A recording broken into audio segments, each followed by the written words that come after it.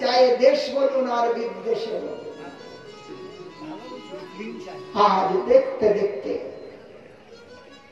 বসুদেবের হৃদয়ের মধ্যে এক দিব্য জ্যোতি প্রকটিত হলো।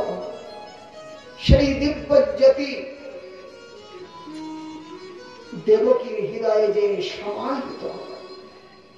দেবকীর মনে হলো তিনি গর্ভ ধারণ করেছেন। দিন প্রতিদিন সেই গর্ভের মতো অনুভব করতে লাগলেন। ধীরে ধীরে ধীরে ধীরে সপ্তম মাস এসে উপস্থিত হল। সমস্ত দেবতাগণ ভগবানের আগমন জেনে কংসের কারাগারে যে দেবকী বসুদেবকে আজ প্রণাম করে গর্ভস্তুতি করলেন।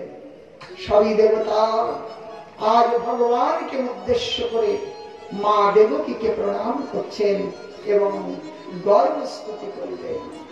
সত্যব্রতম সত্য পরম ত্রিসত্যম সত্যস্য নিহিতং চ সত্যে সত্যস্য সত্যমৃত সত্যনেত্রম সত্যাত্মকম তম শরণং প্রপন্নে। সত্য সত্য বলে ভগবানকে আজ সকলেই প্রণাম করতে লাগলেন। একায়ন বিফল স্ত্রীমূল চতুর্দশ পঞ্চবিদ শরত্ন সপ্তস্তব অষ্ট বিটপ নবক্ষ দশচ্ছদম দ্বিফল আদি বৃক্ষ। এই দেহরূপী বৃক্ষে দুটি পক্ষী বিরাজমান। একটা ফল খাচ্ছে, আরেকটিকে বল দেখছে। সুখ আর দুঃখ ফল খাচ্ছে জীবাত্মা, পরমাত্মাকে বল দোষটা। হে প্রভু, এই সমস্তের একমাত্র কারণ আপনি, আপনি হলো এর আশ্রয়। এমনি করে ভগবানকে স্তুতি করলেন। শ্রীমান গৃহম স্মরণশ্চ চিন্তায়াম রূপানি মঙ্গলানি ক্রিয়ানি মঙ্গলানি রূপানি তে ক্রিয়াসু যস্তত চরণার বিন্দয় আবিষ্ট চেতন ভবায় কল্পতে। আবিষ্ট হয়ে কীর্তন গাইছি না, শ্রীগুরু বৈষ্ণব পদে মজাইয়া মন। মনটা মজানো, রসগোল্লা রসে মজে আছে, তাই তো? একটু দেখা যাচ্ছে, বাকিটা ডুবে আছে। তেমনি এখানে দেবতারা বলছে আবিষ্ট। আবিষ্ট মানে এরকম মজে যাওয়া, ডুবে যাওয়া। যদি কেউ ওই রকম আবিষ্ট হয়ে শ্রবণ কীর্তন সেবা করেন না, ভবায় কল্পতে পুনরায় আর এই আবাগমন তার থাকে না। হ্যাঁ, অতএব হে প্রভু, যারা আপনার সেই ভবতারিণী পাদ পদ্মকে আদর করেন তাদের আর এই জগতে কোনো দুঃখ থাকে না, সব দুঃখ চলে যায়। অতএব দেবতারা খুব স্তুতি করলেন।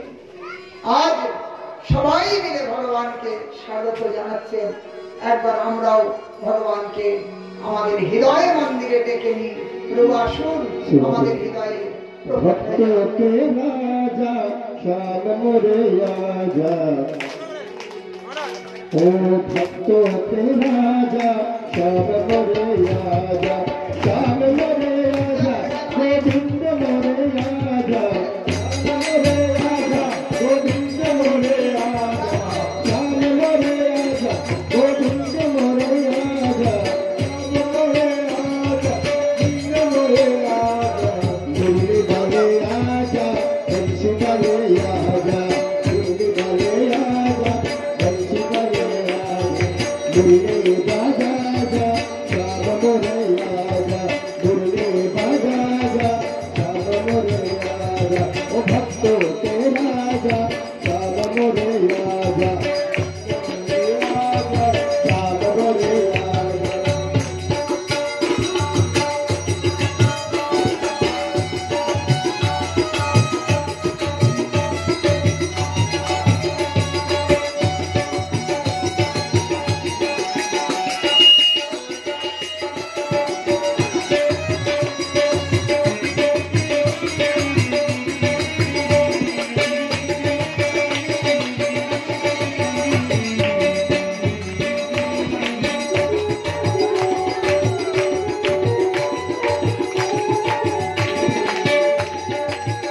ओ मखन चोर आजा ओ नंद किशोर आजा मखन चोर आजा ओ नंद किशोर आजा मखन चोर आजा ओ नंद किशोर आजा मखन चोर आजा चार मोरे आजा मखन चोर आजा चार मोरे आजा भक्तों के राजा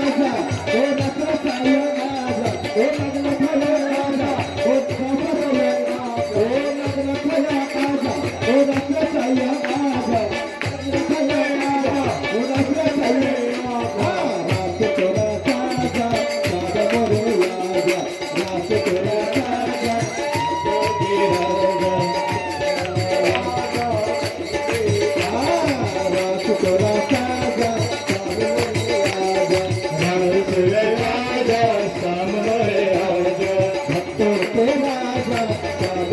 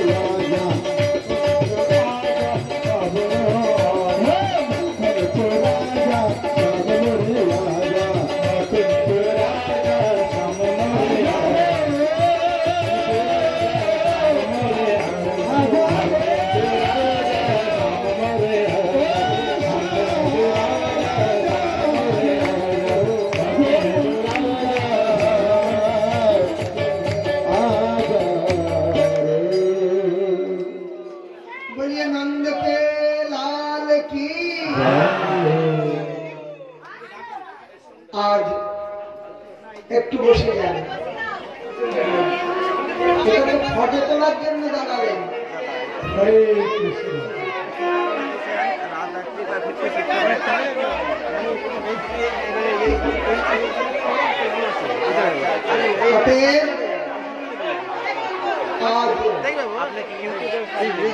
সমস্ত দেবতা খুব স্তুতি করলেন ভগবানকে, ভগবানকে আসবার জন্য আহ্বান করলেন।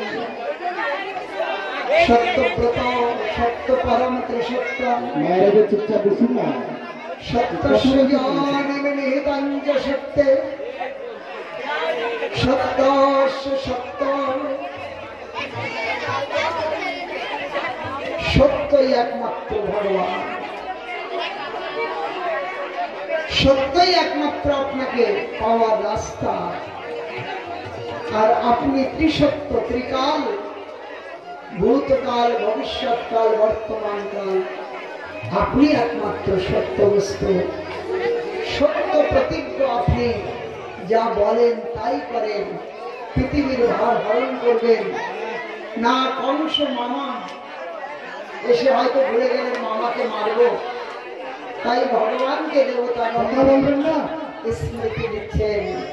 এদিকে দেখতে দেখতে অষ্টম মাস পূর্ণ হল,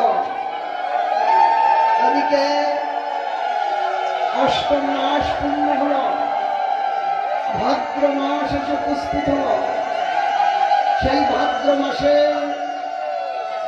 চন্দ্রমা অষ্টমী তিথি, কৃষ্ণপক্ষের অষ্টমীর চাঁদ প্রকটিত হয়েছে, মৃদুমন্দ সমীরণ রয়েছে, সমস্ত প্রকৃতি আজ প্রফুল্লিত। সেই সুন্দর বাতাবরণের মধ্যে সমস্ত গ্রহ নক্ষত্র উত্তম রূপে এখানে নিয়ে আসো, উত্তম রূপে প্রকটিত হলো। তার মধ্যে সেই অনাদি অনন্ত যিনি আজ বসুদেবের সেই সুন্দর পরিবেশের মধ্যে, কারাগারের মধ্যে ভগবান একেবারেই শঙ্খ চক্র গদা পদ্ম রূপে চতুর্ভুজে প্রকটিত হলেন। বলুন শ্রী বসুদেব মহারাজ কি, ভগবান বাসুদেব কি। শঙ্খ চক্র গদা পদ্ম রূপে প্রকটিত হলেন। দেবকী বসুদেব আশ্চর্য হলেন। তমাদ্ভুত বালকম অম্বুজেক্ষণম চতুর্ভুজম শঙ্খ গদাযুধায়ুধম শ্রীবৎসলক্ষম গলে শোভিত কৌস্তুভম পীতাম্বরম চন্দ্রপয়োধশোভনম। এই সুন্দর দিব্য বালককে দেখে দেবকী বসুদেব স্তুতি করতে লাগলেন এবং বসুদেবকে বললেন, প্রভু আমাকে নন্দালয়ে পৌঁছে দাও। চতুর্ভুজ সুন্দর একটি দ্বিভুজ বালক হলেন। সেই মুক্তি নিয়ে বসুদেব নন্দালয়ে পৌঁছে দিলেন। সেখানে দুটি সন্তান, একটি পুত্র একটি কন্যা।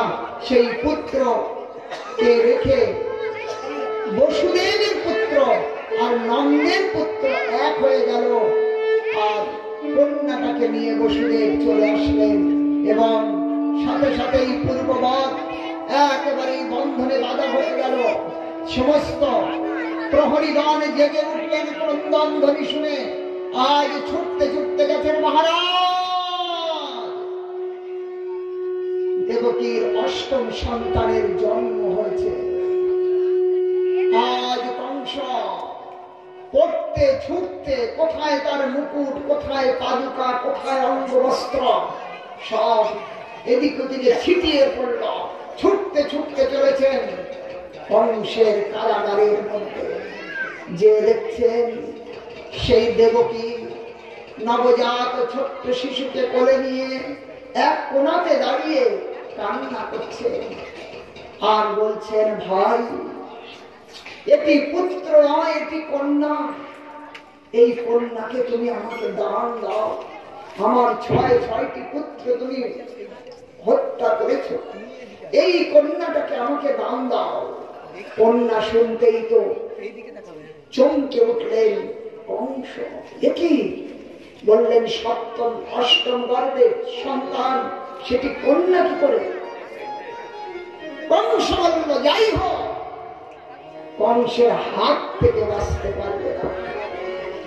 দেবকীকে বললেন, দেবকী সেই বালক বালিকাকে নিয়ে লুকাচ্ছে। এক ধাক্কা দিলেন দেবকীকে, নিচে মূর্ছিত হয়ে পড়ল, আর তার হাত থেকে ছিনিয়ে নিল ওই ছোট্ট নবজাত শিশু। তার ছোট্ট ছোট্ট চরণ যুগল ধরে একেবারে ঘুরাতে লাগলেন, অট্টহাস্য করতে লাগলেন, হো হো করে হাসতেন কংস।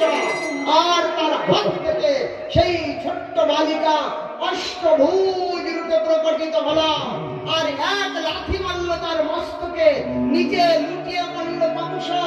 একেবারে অবাক হয়ে তাকিয়ে থাকলো, আর অষ্টভুজ রূপে বলল, আরে দুষ্ট, এই নবজাত শিশুকে অত্যাচার করে কি লাভ হবে? তোকে যে মারবে সে গোকুলে জন্ম নিয়েছে, কোথাও জন্ম নিয়েছে। আজ আজ কংস বললেন, দেবী বলে যাও কোথায় বাড়ি, তার নাম কি, বাবার নাম কি, বলে তো যাও। বললেন পরে জানতে পারবে। অন্তর্ধান হয়ে গেলেন দেবী। আজ কংস দেবকী বসুদেবের কাছে যে ক্ষমা চাইলেন, ক্ষমা করে দাও, এই আকাশবাণী অনুসারে আমি এই কাজ করেছি, আমাকে ক্ষমা করে দাও। দেবকী বসুদেবকে বন্ধনমুক্ত করলেন, পৌঁছালেন তার মন্ত্রিমণ্ডলের আহ্বান, এবং সেখানে সমস্ত মন্ত্রীবর্গের সাথে পরামর্শ করলেন। পুতনা এসে হাজির হলো, বলল 1 মাসের মধ্যে ব্রজমণ্ডলের মধ্যে যেখানে যত সন্তান জন্মেছে সবাইকে শেষ করে দাও।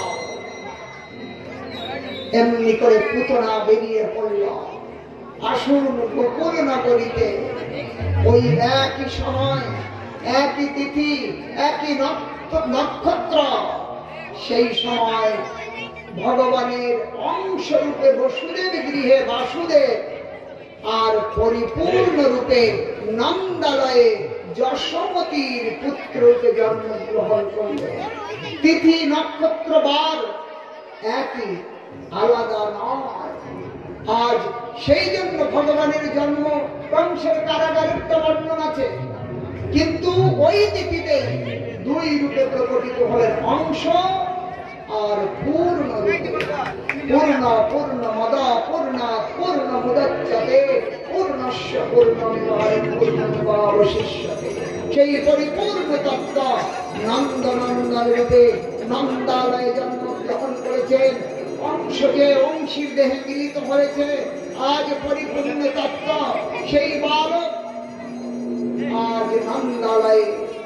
প্রাতকালে নন্দ ভগ্নী সুনন্দা তিনি এসে দেখলেন যশোদার কোলে একটা নীল জ্যোতি চমকে উঠলেন। কি নিকটে গিয়ে দেখলেন একটা ছোট্ট বালক হাত পা ছুড়ে খেলা করছে।